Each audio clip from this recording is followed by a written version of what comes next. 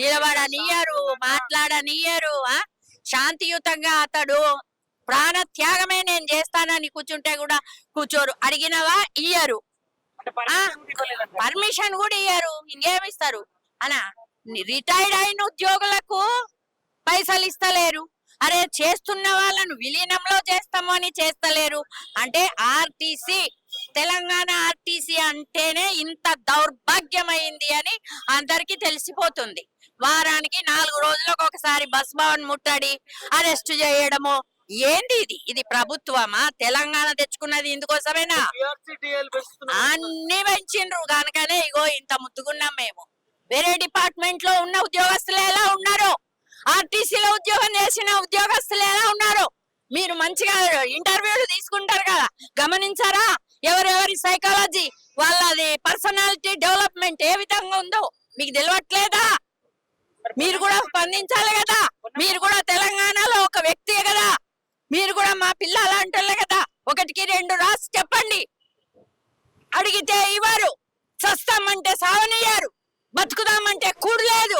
ఏం చేయాలి? బతకాలనా సావాలనా? ఎవరి స్పందన లేదు, అందరి గాడికే ఉంది. ఆ రోజు ఒక అతను చనిపోయిందా, శంకర్ గౌడ్. ఆ రోజు సల్లవర్చిరి. మా ఉద్యోగస్తులు ఏంది నిమ్మకు నీరెప్పినట్లు కొంతమంది ఉంటారు. ఆ రోజే పాల పాకెట్లతోనే అభిషేకం చేసిరి. మరుసటి రోజే మళ్ళా మడత తిప్పేసిండు. అంతే, సావుకు సిద్ధము అని వస్తే కూడా సావనియ్యరు. బతుకుదామంటే జీతాలు ఇయ్యరు. ఇంకేది బతికెట్లా? ఎవరికి చెప్పుకోవాలి? ఆర్టీసీ కార్మికులంటే అంత చులకనైపోయింది ప్రభుత్వానికి, మేనేజ్మెంట్ కి, ప్రతి డిపార్ట్మెంట్ కి. జూన్ 2 తారీఖు నాడు విలీన ప్రక్రియ ఇస్తానన్నాడు. తెలంగాణ దినోత్సవం రోజు ఇవ్వలేదు.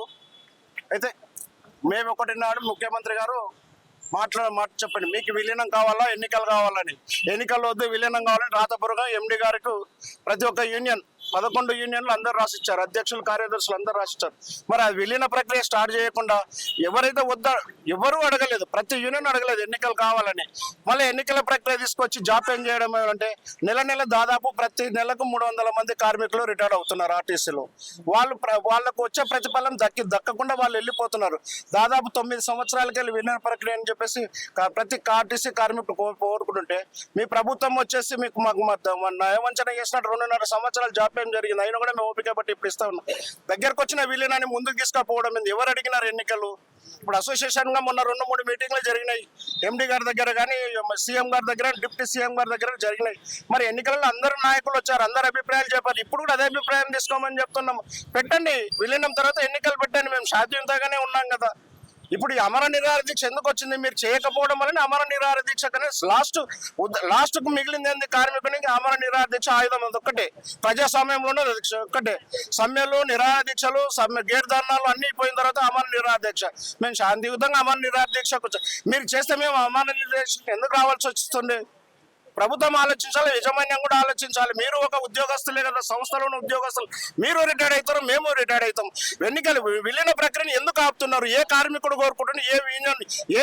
ఏ యూనియన్ నాయకుడు కోరుకుంటున్నాడు? మీరు ఎన్నికలు ముందుకు తీసుకురావడానికి మేము క్వశ్చన్ చేస్తున్నాము. మాకు అవసరం లేదు ఎన్నికలు. విలీనం చేయండి, తర్వాత ఎన్నికలు పెట్టండి, లేదా అసోసియేషన్ ప్రకటించండి. మాకు వద్దని ఎన్నికలు మీరు ఎందుకు ముందుకు తీసుకొచ్చి మమ్మల్ని జాప్యం చేయడం వల్ల నెలకు 300 మంది, ఇప్పటికే 40 తెలంగాణ వచ్చినప్పుడు 43,000 మంది ఉద్యోగస్తులు ఉన్నది. ఇప్పుడు 32,000కు వచ్చినాం.